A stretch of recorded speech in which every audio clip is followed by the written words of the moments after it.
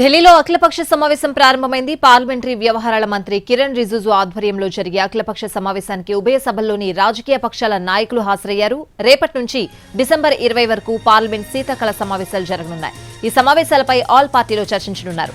వివిధ పక్షాల నేతల అభిప్రాయాలను తీసుకోనున్నారు. పార్లమెంట్ ముందుకు పలు కీలక బిల్లులు వచ్చే అవకాశం ఉంది. ఒకే దేశం ఒకే ఎన్నిక, వక్ఫ్ బిల్లులకు చట్టరూపం ఇవ్వాలనే సంకల్పంతో ఉంది మోడీ సర్కార్. ఈ సమావేశంలోనే ఈ రెండు బిల్లులను ఆమోదింప చేసుకోవాలని కేంద్ర ప్రభుత్వం చూస్తోంది. అయితే ఈ రెండు బిల్లులను కాంగ్రెస్ నేతృత్వంలోని ఇండియా కూటమి తీవ్రంగా వ్యతిరేకిస్తోంది. ప్రస్తుతం పార్లమెంటరీ సంయుక్త కమిటీ పరిశీలనలో వక్ఫ్ సవరణ బిల్లుంది.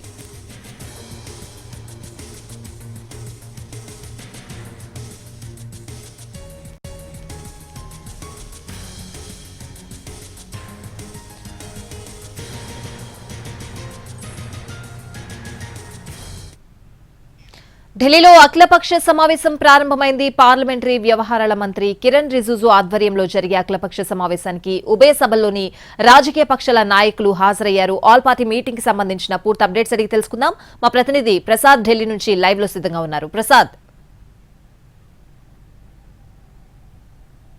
రేపటి నుంచి డిసెంబర్ 20 వరకు కూడా శీతాకాల సమావేశాలు జరుగుతున్నాయి. ఈ సందర్భంలో పార్లమెంటరీ వ్యవహారాల శాఖ మంత్రి కిరణ్ రిజిజు ఆధ్వర్యంలో ఈరోజు అఖిలపక్ష సమావేశం జరిగింది. ఇప్పుడే కొద్ది నిమిషాల క్రితం ప్రారంభమైంది. ఈ సమావేశంలో వైఎస్ఆర్ కాంగ్రెస్ పార్టీ చెందినటువంటి నేతలు విజయసాయిరెడ్డి, అదేవిధంగా లోక్సభ నాయకుడు మిథున్ రెడ్డితో పాటు ఇటు సుబ్బారెడ్డి పార్లమెంటరీ పార్టీ నాయకుడు కూడా పాల్గొన్నారు.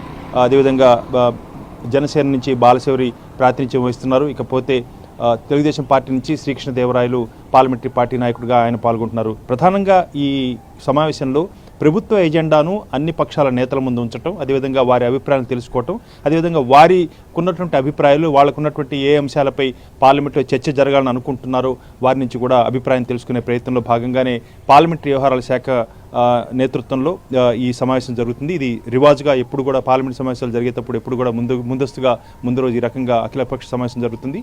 ఆ తర్వాత ఈ సమావేశంలో అన్ని అంశాలు కూడా చర్చించే అవకాశం ఉంది. ప్రధానంగా వైఎస్ఆర్ కాంగ్రెస్ పార్టీ ఈ విభజన సంబంధించిన అంశాలపై ప్రభుత్వం వెంటనే చర్యలు తీసుకోవాలనే అంశంతో పాటు రాష్ట్రానికి చెందినటువంటి ఆర్థిక సమస్యలపై కూడా పార్లమెంట్లో చర్చించేందుకు అవకాశం ఇవ్వమని చెప్పి అడిగే అవకాశం ఉంది. తర్వాత తెలుగుదేశం పార్టీ అదేవిధంగా జనసేన కూడా తమ అభిప్రాయం తెలియజేస్తారు. ప్రధానంగా పార్లమెంట్లో ప్రభుత్వం యొక్క ఎజెండా రెండు అంశాలు. ఒకటి వక్ఫ్ సవరణ బిల్లు సంబంధించినటువంటి అంశంపై పార్లమెంట్లో ఉన్నటువంటి వివిధ పక్షాల నేతల ముందు ఉంచడం, అదేవిధంగా వారి అభిప్రాయాలు తెలుసుకోవటం. ఇప్పటికే ఈ వక్ఫ్ సవరణ బిల్లు సంబంధించి పార్లమెంటు సంయుక్త కమిటీని వేయటం జరిగింది. ఈ కమిటీ అన్ని రాష్ట్రాల్లో ఉన్నటువంటి సంబంధిత వర్గాలందరితో కూడా సంప్రదించి వారి అభిప్రాయాలను కూడా తెలుసుకొని మదింపు చేసి ఆ మేరకు ఈ కమిటీ రిపోర్ట్ను ఇచ్చే అవకాశం ఉంది. దీనిపై ఒక ఎక్సర్సైజ్ కసరత్తు జరుగుతుంది.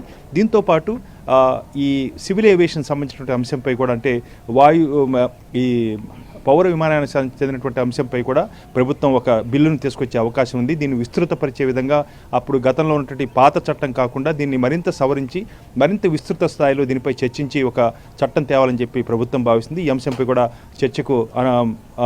చర్చకు పెట్టేందుకు ప్రభుత్వం యోచిస్తుంది. అదేవిధంగా ఒకే దేశం ఒకే ఎన్నిక, ఈ అంశంపై కూడా పార్లమెంట్లో చర్చ జరగాలనే అంశంపై ప్రభుత్వం చాలా సంకల్పంతో ఉంది.